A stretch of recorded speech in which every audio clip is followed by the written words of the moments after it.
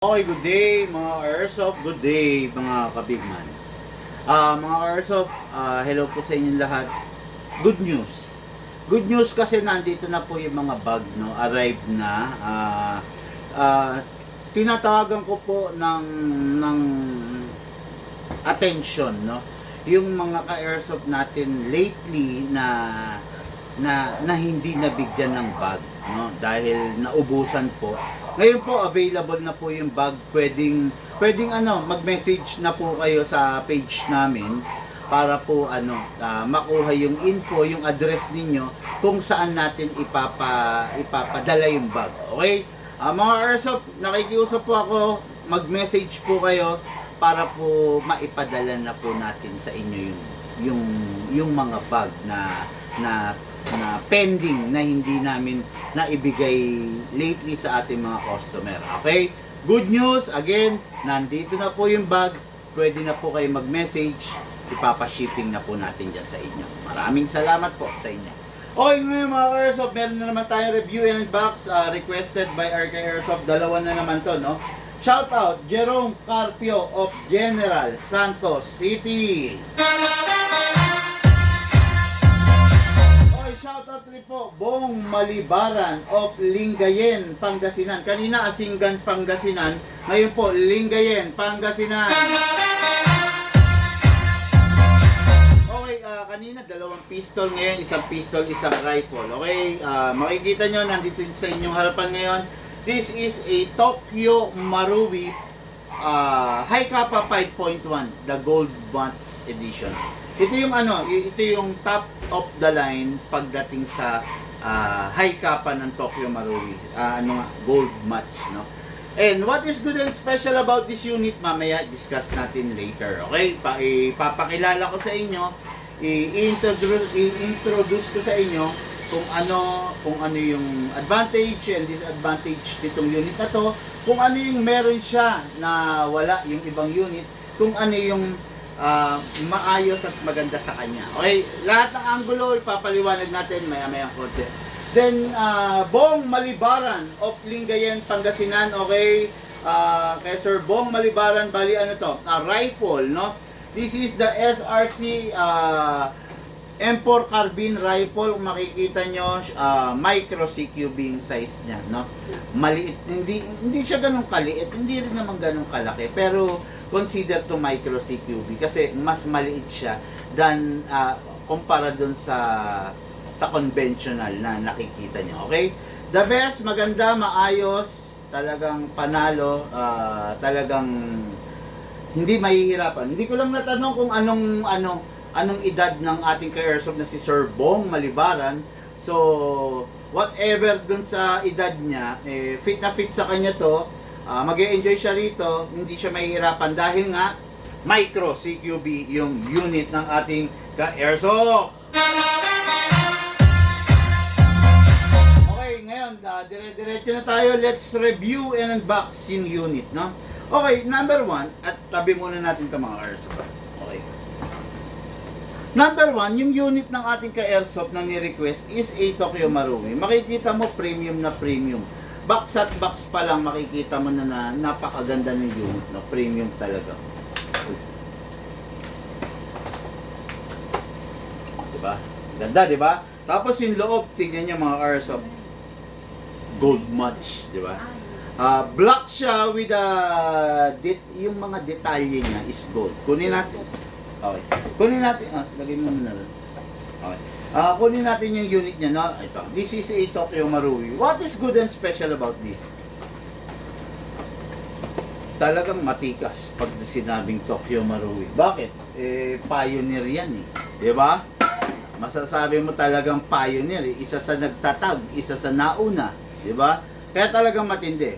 Makikita nyo, top of the line to. Meron kasing gold match, meron kasing high kappa na 5.1 na hindi naman gold match. Hindi siya gold, no? Pure black lang siya. Pero ito gold match, makikita nyo, ang hammer, gold. Ang ambidextrous na safe, kabilaan yan, gold. Ang trigger, gold. Okay, yung mga screw niya, yung mga bolt niya, gold. Okay. Kung makikita nyo rin dito, ano to, ang outer barrel, okay, is gold. Okay? Tapos, barrel bushing, nando sa loob, gold. Halos lahat ng mga detalye niya na metal is gold. Okay? Then, ano ba yung downside nitong unit na to? Mga ka-airsoft, kung sakto-sakto lang ang pera mo, huwag kang bibili nito. Kung ang pera mo eksakto lang, kung ang pera mo hindi ka naman bumaba sa pera, huwag kang bibili nito. Bakit? Itong unit na to, full plastic. Ayan, makikita nyo, plastic ang slide, plastic ang upper. Metal ang baba, ito, then plastic. Hindi siya hard polymer, ABS plastic siya. Matigas siya na ABS plastic, no? Hindi siya hard polymer. Kung hard polymer, medyo mas makunat pa yun, di ba? Pero ito, ABS plastic to.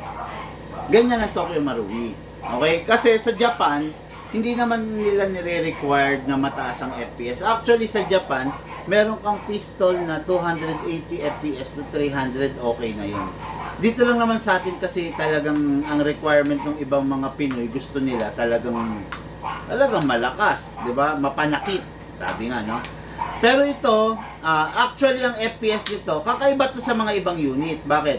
Ang FPS nito is mababa lang. Ngayon, kaya sinabi kong huwag kang bibili nito kung medyo limited lang ang pera mo kasi i-upgrade mo pa to. Okay? Hindi ko Japan, hindi ko Tokyo Marui, mag-e-enjoy ka na. Actually, kung ikaw yung tipo ng tao na naghahanap ka ng malakas, hindi ito yung unit na para sa'yo. Tapatan lang tayo high-end unit nito, high-end unit to, mahal to, sa totoo lang. Pero, hindi ito yung unit na para sa'yo kung sa tingin mo, limited lang yung pera mo. Full plastic to. Okay? Pag magpapalit ka ng slide dito ng high kappa na ganito, will cost you around 5, 6, 7. Depende pa sa model, no? Pag mga Infinity series, medyo matataas, medyo mahal, no? Pag metal na plain lang, yon mga 5,000. Okay? Kaya hindi ito ang unit na para sa iyo kung naghahanap ka ng unit na talagang matindi. Pero may mga tao talaga na lover naman ng Tokyo Marui, which is talaga namang pag ito kasi ang unit mo, talagang bit-bit mo yung pangalan, bit-bit mo yung pride. Bragging right, sabi nga, no? Ina-upgrade to, siguro ready ka na 9,000 to 12,000 para ma-upgrade mo to, para mailabas mo yung beast mode na tinatawag niya, yung halimaw karakter ng unit. Okay? Sa ngayon, this is just an ordinary unit para kang bumili sa palengke ng pellet gun. Full plastic. Okay? Ang metal lang dyan is the barrel, yung mga nagdadanas ng stress pag ginagamit.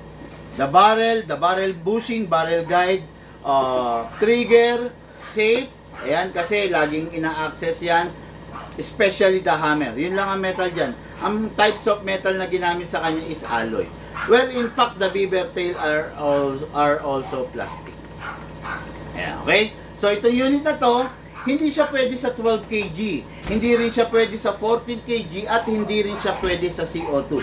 Compatible lang itong unit na to sa 8 kg or sa 9 kg. Mababang uri lang ng gas. Bakit? Kasi nga, full plastic itong unit na to.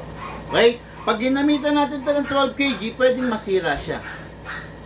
Lalo na sa 14 and CO2. Ang ginagamit dito is, kung sa Pop Dyno version, ito nga, yung 9 kg, kung makakakyat ka ba? Para maabot mo. Kung sa Mighty brand naman, the 134A. Asang kakyat? Sige dito, sige akyat ka. Kunin mo para makapakita natin. No? Ito yung brand na gagamitin mong gas kung Pop Dyno. Okay, para anin lang muna natin si Lucas. Kukunin niya yung gas na para rito.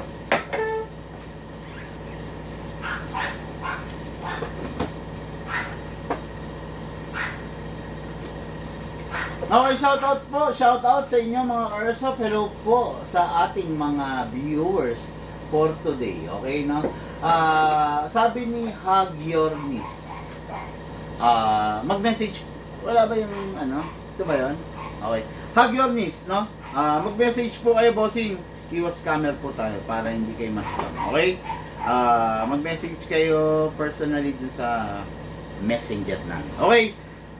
Sa brand ng Mighty, ito yung ginagamit na gas para sa isang Tokyo Marui. Hindi mo siya pwedeng gamitan ng 12, ng 14, ng CO2. Hindi. Ito lang, no? Medyo mahina lang to. Okay? Medyo mahina lang to. Hindi to ganun kalakas. Kasi nga, ang ginagamit natin is a Tokyo Marui. So, ang Tokyo Marui is full plastic lang. Ngayon, kung sakali bang big man, ginastosan ko na, in-upgrade ko na, pwede na ba siya sa mga iba't ibang klase ng gas? No, hindi pa rin. Basta hanggang pang 12 kg lang siya. Yun na yun, no? Halimbawa ito, ginastosan mo na, in-upgrade mo na, full metal na, hanggang 12 kg ka pa rin. Hindi pa rin niya kaya yung 14 and CO2. Okay? So kung if you are using a Pop Dyno brand, this is ang gagamitin mo yung 9 kg lang, okay? If you are a Mighty brand na kumbaga kung ang ginagamit mo is mga Mighty brand, ito ang gagamitin mo. The Mighty 134A. Okay, same as parang sa Freon natin, di ba? 134A. Pero yun nga, alam ko wala nang 134A eh. Pero ewan ko lang, no? Ayan, basta ganyan ha. Okay, yan ang reminder ko sa inyo mga ka-airsoft. Makinig po kayo kasi wala naman akong sasabihin na hindi totoo, na hindi tama eh. Lahat ng sasabihin ko rito is para sa ikakabuti ng unit ninyo at saka sa ikakaligaya nyo sa paglalaro. Okay? Itong unit na to, naka-upgrade na, naka-fine tuning, naka-trigger job, let's see, and naka-fix outer barrel. Ayan, no? Kita nyo, hindi na siya kumakalog, oh. Hindi na siya kumakalog kasi naka-fix na siya. So, okay, ito yan, ito yung naririnig niya humahampas. Yan. Pero, ayan, oh, hindi na siya kumakalog. Ang hindi naka-fix outer barrel, papakita ko sa inyo ganito. Ayan, ha? Pero ito, makikita nyo, hindi na siya ganun, oh. Kasi, naka-fix outer barrel na po siya. Okay? So, yan yung pagkakaiba ng unit na upgraded versus the non-upgraded. Ito, i-upgrade na lang to yung mga, yun nga, yung mga sinabi ko, no? So, pagtsatsagan daw muna ng ating bossing na kahit hindi upgraded, kahit na full plastic, no? Sa akin lang, boss, no? Baka sabihin mo naman, pakialamero ko.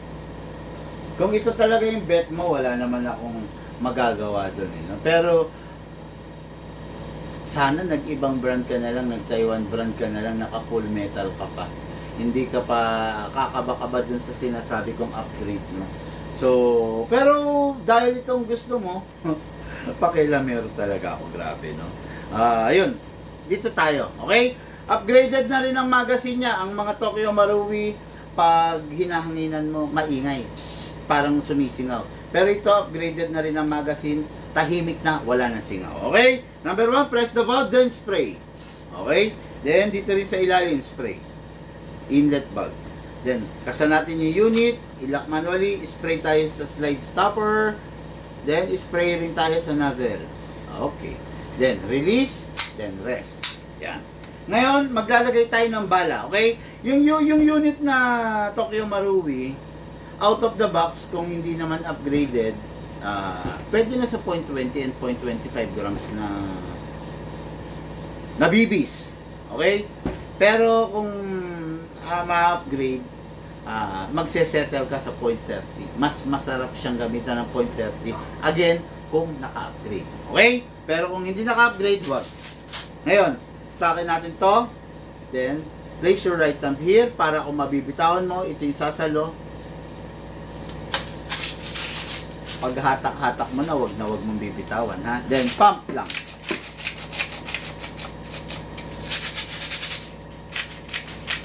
Okay? Kalugin lang natin sideways, mga ka-airsoft, para mawala yung bungi. Ready to fire. Pasok! Asa? Mga ka-airsoft, this is the Tokyo Marui 5.1 High Kappa Gold Match Edition. Firing po tayo. Firing! Wala pa palang gas. Okay, okay. No? So, lagyan natin ng gas. Na ano lang, na-excite lang. Ayan ha, again, Pop Dyno, then Mighty, kung ano yung gusto nyo. Kung sa Mighty, itong gagamitin nyo. Okay. Upside down, then press down. Ay, dapat to maingay to, pero tahimik to. Tignan nyo. 1, 2. Kita nyo, wala sumisingaw, di ba? Kasi nga, upgraded po yung magazine, no? Normal yan, Tokyo Marui, kasi sumisipol, eh, pag ano, nakakairita para tuloy hindi pumapasok yung gas, no? Pasok! Kasa. Mga Airsoft, this is the Tokyo Marui Gold Match Edition 5.1 high kappa. Firing po tayo. Firing! Uy, yari. Firing!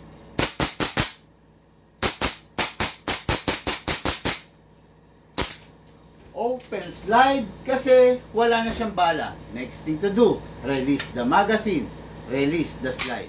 Then rest the hammer by pressing the trigger. Okay. Tapos yung unit, ang upgrade na nilagay natin is fixed outer barrel, fine tuning, trigger job. Okay. Hammer protection pad and the hop-up rubber. So, ang upgrade na karga nito, 5. Ngayon, kung gusto mong i-upgrade, yun nga, full metal, nasa sa iyo yun. Kaya lang, mag-ready ka ng cash mo kasi medyo madugo talaga yun, no? I think nasa 5,000 something yun. Hello? Slide pa lang na metal. Okay? Then, pasingawin natin kung hindi nagagamitin. Okay. Dapat wala namang bala. Okay? Galing. Unit ng ating Airsoft, ready for packing and ready for shipping. Jerome Carpio pala of Jensen. Okay, ito na unit mo, boss. Ready for packing, ready for shipping. Okay.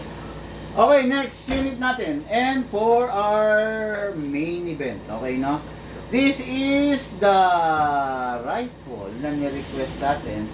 This is the SRC. Pakita natin, ha? Okay. Napakaganda, napakalupit. Ito yung rifle na dual magazine capable. Okay? Pwede siya pang practical shooting. Okay? Pwede rin siya pang rat-ratan mode. Pang M4. Nalisin ko lang to.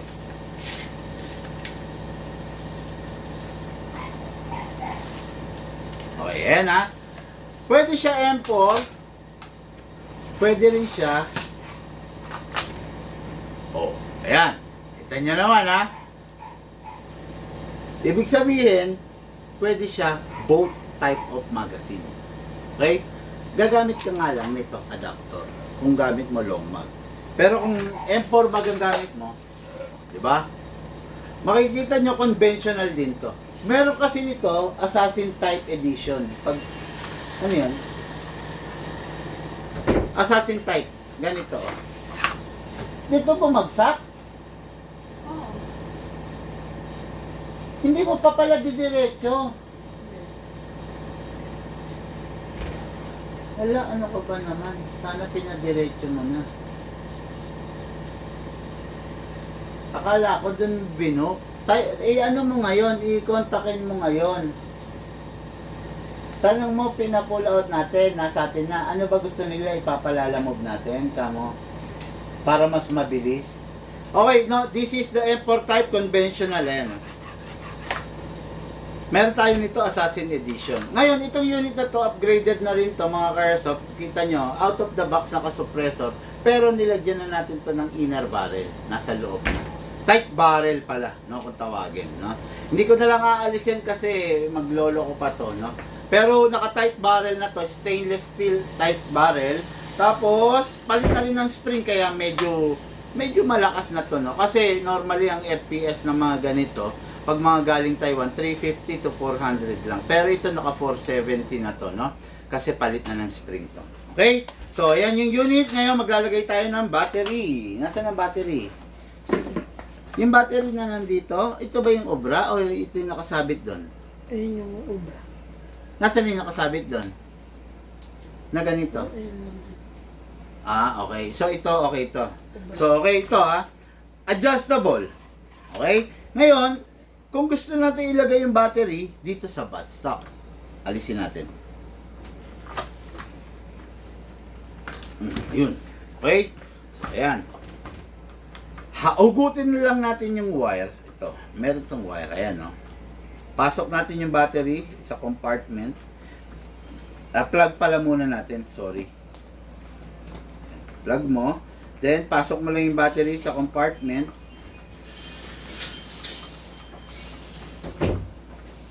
Natawagan mo na?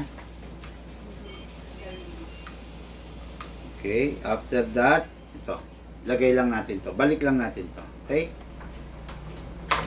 Yan. That's it. Yan na yan. Good to go na yan. Single fire, rapid fire. Single fire, rapid fire. Diba? Napakasarap, napakasaya na. Kumbaga, mag-i-enjoy ng gamitin yung ating ka-airsoft. Okay? Ngayon, dalawang klase ang magazine natin, di ba? Isang, ano tawag dito, long magazine, then isang M4 magazine. Lagyan natin to ng bala. Alisin muna natin tong adapter. Paano alisin? Press mo lang to. As easy as that. Ngayon, buksan mo rito, buhusan mo ng bala. Meron tayong mga long mag na injectable type. Pero ito kasi, kamot type to. Okay? Yan. O, hindi ko na gana pupunuin. Medyo marami. Then, kamot mo lang. Hanggang mapansin mo yung bala, mapuno.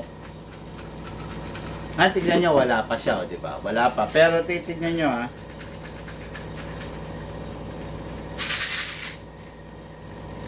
Ayan na. Ayan na yung bala. Ngayon, idiretso nyo lang ng pagkamot, mga ka-airsoft, hanggang maramdaman yung bumigat. Ibig sabihin kasi, ipinipila nyo yung bala, ipinifeed nyo sa kanya.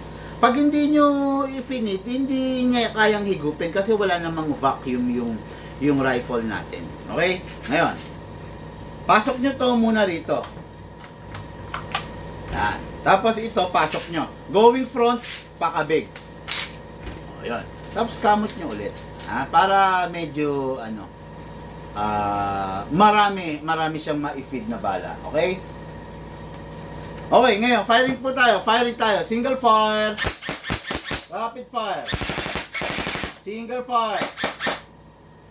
Kamot muna. Mamaya itong video na to. Gagamit ako ng ano. Okay, yan. Single fire. Rapid fire. Single fire. Rapid fire. Okay. Ngayon, alisin natin to. Gamit naman tayo ng M4 type. Ay. Okay. Single. Clear. Gamit tayo ng M4 type na magazine. Ito, no? Okay. Pasok. Ready.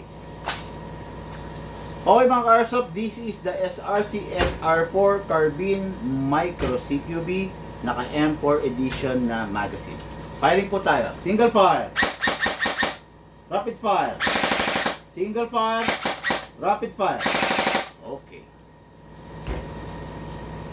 Okay. Okay. Ngayon, itong unit na to, para sa ating ka-airsoft, syempre, ready for packing and syempre, ready for shipping. Pero may konti pa ako reminders.